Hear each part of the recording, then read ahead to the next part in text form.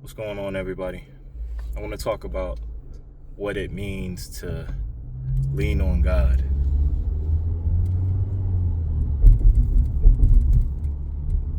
In the Bible, it talks about leaning not to your own understanding, and in all your ways acknowledging Him, and He'll direct your path. If you're looking at it as a book of historical documents, not only do you run into issues when you deal with people like Billy Carson, other Bible historians and ancient text historians who will acknowledge that there's contradictions from a historical context of the Bible. But if you look at it not from that perspective, but from a spiritual perspective, as a book about you, about the spirit that inhabits you, and about the different frequencies or mental states that you'll occupy and how to traverse these mental states. It's really an instruction manual for your spirit, regardless of whether or not events or texts in it allude to historical people or places, situations. It's a book about you. It really is. So when it talks about leaning not to your own understanding, from birth you've been given a bunch of information. The first information you were given was a name.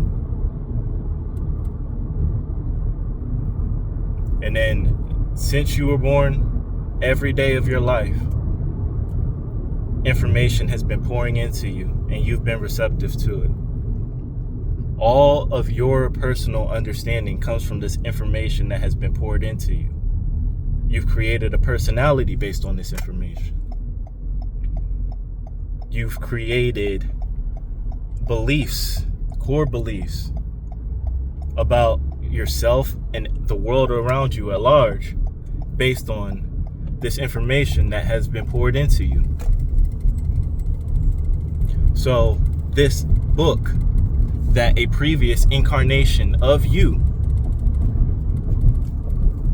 put on paper to guide you from the wilderness of thinking that you're separated from that field of unconditional love to returning to an awareness that you are now and have always been one with the source of all creation. So leaning not to your own understanding is understanding that there are thoughts that have been thought and have been solidified in this 3D world.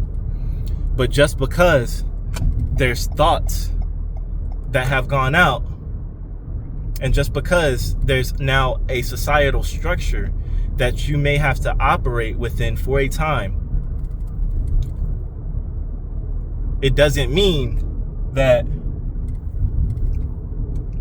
Source is not communicating directly with you, nudging and guiding you towards the perfect fulfillment of a divine plan, a plan that's been set in motion long before your ancestors considered conceiving one of your great grandparents. This eternal presence that we all are, this I am presence that we all are, is moving and operating through us. And when we shift our personality, our conceptions of who we are and who we have been, when we shift that aside and allow this I am presence to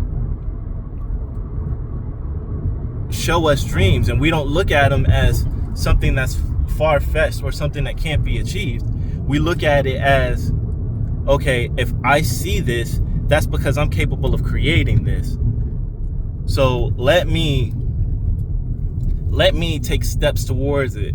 When I see something out in this outside world that seems like it leads down this road that I've seen, let me be courageous and take a step in this direction for this thing.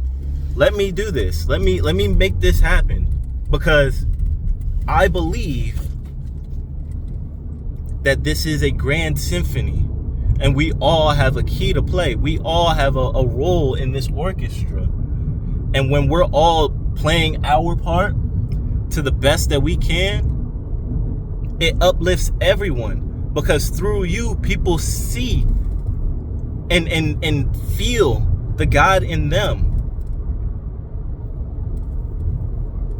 Through the things the mountains that move for you, people will see and will be able to believe that a mountain can move for them, and their faith will make it so. Your redemption is someone else's spark. And it's so critical when you realize that this power, this I am presence, this presence that knows the flap of every bird's wings for every bird that exists. People talk about if a tree falls in the forest and no one is around to hear it, God hears it. When I say that this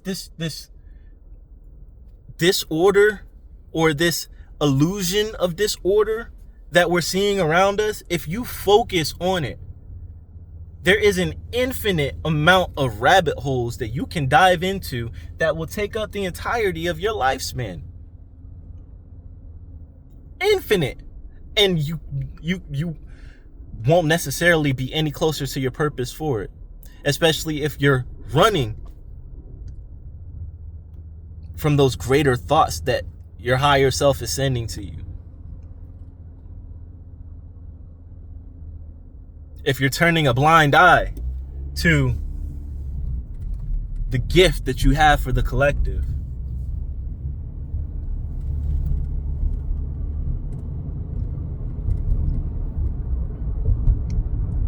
There is so much inside of you that can and will express itself if you just get out the way.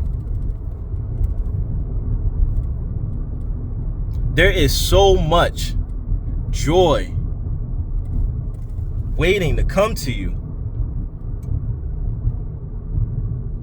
if you just accept that it is.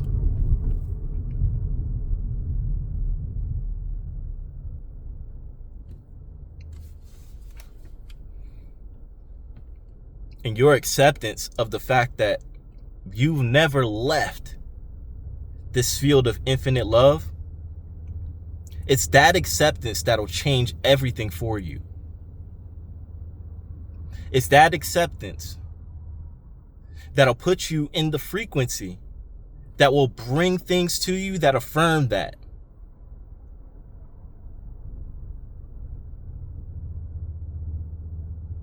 Your awareness of being redeemed will make you redeemed. Your awareness of being whatever it is that you want will have to outpicture itself. No matter what that is.